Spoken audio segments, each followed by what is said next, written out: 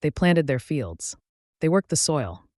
But when the harvest came, the buyers were gone. A steel graveyard of containers sits idle at the port of Oakland, and contracts built over generations vanished overnight. What was promised as protection has become a deafening silence. In the second term of President Trump's trade war, America's farm belt is being pushed into a terminal crisis, and the world is watching. From the start of 2025, Trump doubled down on tariffs as his weapon of choice. The White House sold it as necessary pain, a short-term sacrifice to reclaim America's industrial might and shield farmers from a predatory China. But Beijing didn't just strike back, it rewrote the rules of the game.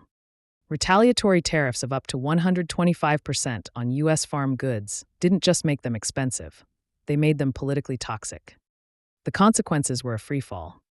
USDA trade data shows U.S. sorghum exports to China collapsed by a staggering 94.4% in the first 2 months of 2025. China once bought over 90% of America's sorghum. That entire market is now gone.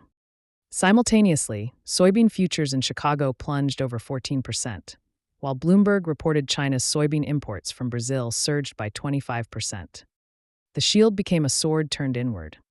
Behind every statistic is a foreclosure notice waiting to be served. In Washington state, a hay exporter laid off a quarter of its staff in 2 weeks. At the Port of Oakland, refrigerated agricultural exports plummeted by 40%.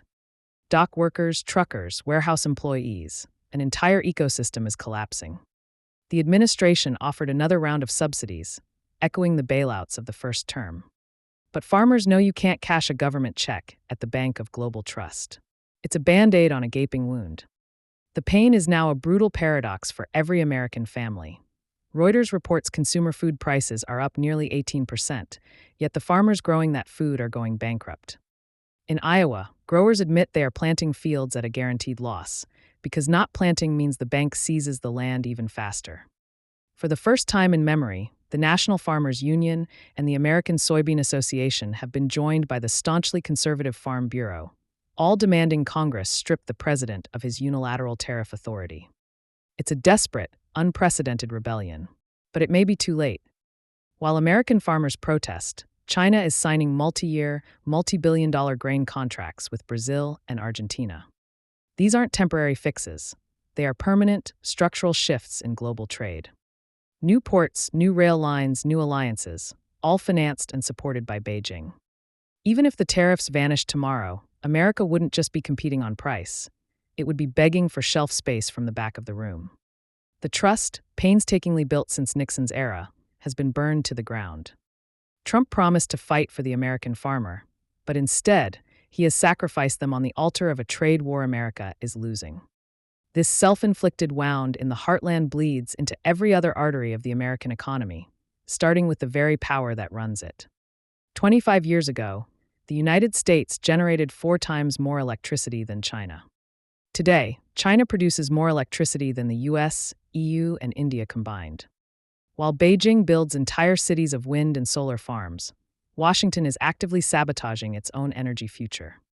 At the center is President Trump, who dismisses wind power as a disaster that kills all the birds. His administration's core argument is national security.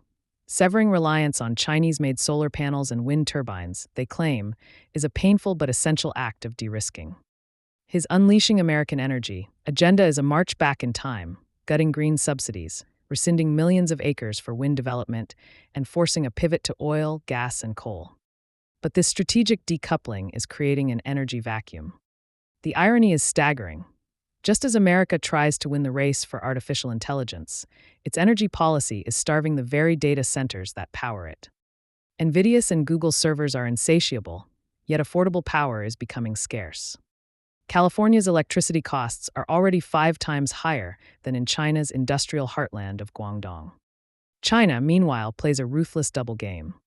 It remains the world's largest polluter, firing up new coal plants weekly to guarantee unstoppable industrial output. But it is also becoming the world's green energy superpower, dominating over 40% of global solar output and building more nuclear reactors than the rest of the world combined. This energy abundance, a brutal all-of-the-above strategy, fuels its AI ambitions and allows it to position itself as the green leader to developing nations. Washington's climate retreat has become Beijing's golden opportunity to export its technology and influence. America faces a crippling paradox, shutting down its cheapest new energy sources just as demand for AI explodes, while its chief rival builds an energy empire. The stark reality of this divergence is on full display in Yizhuang, a Beijing suburb. Here, the Robot Mall has opened, a 4-story superstore for embodied AI. It's not a gimmick, it's a declaration. Visitors see humanoid robots dispensing medicine and robot dogs performing lion dances. It's the public face of a national strategy to embed AI into every facet of society. Backed by over $150 billion in state funds, China is mastering the art of application and mass production. In Washington, the response has been reactive, a 100% tariff on Chinese chips and a push for American software standards. The U.S. still holds the crown in foundational research, the genius of OpenAI, the silicon architecture of NVIDIA. The contest has become one of competing philosophies. America's lead in the core brain of AI versus China's dominance in the physical body and its real-world application. While the U.S. focuses on perfecting the algorithm, China is deploying an army of robots. One is a race of intellect, the other a race of implementation. In this war, speed and scale may matter more than perfection. Robot Mall is more than a store.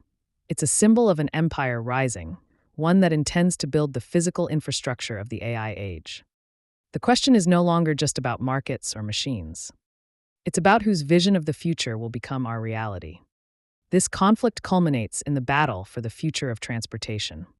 When Chinese automaker Xiaomi sells 300,000 EVs in under an hour, it's a shockwave. And at the heart of this war is one critical material, graphite. President Trump has fired his latest salvo, a crushing 260% combined tariff on Chinese graphite, essential for every EV battery. The stated goal: break China's chokehold and reshore the supply chain. The move created a brief euphoria for Western producers. But the optimism masks a fatal flaw. The U.S. has zero domestic production of battery-grade graphite. Tesla itself testified that no American company can currently meet its purity standards. Tariffs don't magically create mines or refineries. That takes years, billions of dollars, and political will. In the meantime, America's EV ambitions are being strangled in the crib by the very policies meant to protect them. China's response was swift and brutal: export controls on rare earths, magnets, and even batteries themselves. It then pivoted, turning an American tariff into a global sales pitch. While America builds tariff walls, Chinese EV giants like BYD are flooding emerging markets along the Belt and Road Initiative: Indonesia, the Middle East, South America. They are conquering the markets of the future, while American carmakers are stuck paying a protectionist tax. Trump's strategy also alienates the very allies Canada, Australia, South Korea needed to build a non-China supply chain. They see his America First policy and wonder if they are partners or future targets. Ultimately, the cost of this economic war lands on the American consumer, embedded in the rising sticker price of every car. The story of this conflict began in America's fields, with a harvest that had no buyers.